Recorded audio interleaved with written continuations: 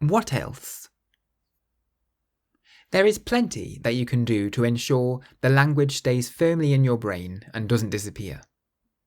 You can play about with building sentences from the words you've learnt so far. Whenever you find yourself with a spare 30 seconds, think of something you can say in Italian. Saying short sentences to yourself in Italian throughout the day keeps the language at the forefront of your mind. Also, from time to time, there will be a word or two, or maybe three, that just will not stay in your memory, no matter how hard you try. What you should do to overcome this is write the word down, in English, in big letters, in the middle of a blank piece of paper. Put the piece of paper in your pocket and take it out a few times each day. Whenever you take it out, look at the English word and say the Italian word to yourself along with an Italian sentence that contains the word. The first few times, you might struggle to think of what the Italian word is, and you'll have to double check.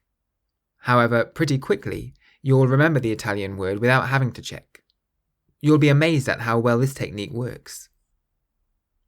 Finally, before I end this first lesson, I'll just give you some information on what it means to learn a language.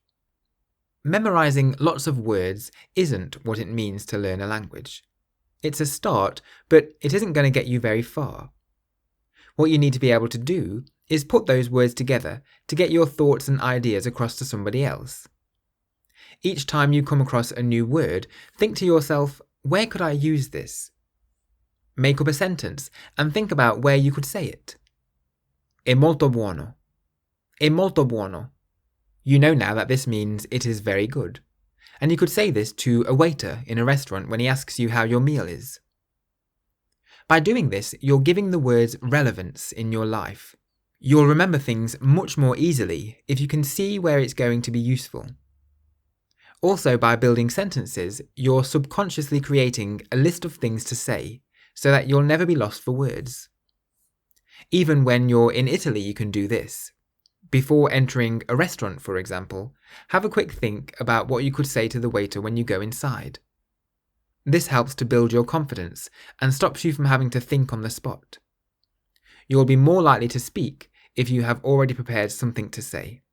So each time you learn a new word, think, where can I use this? And then try and build a couple of sentences containing that word that you can use next time you're in Italy.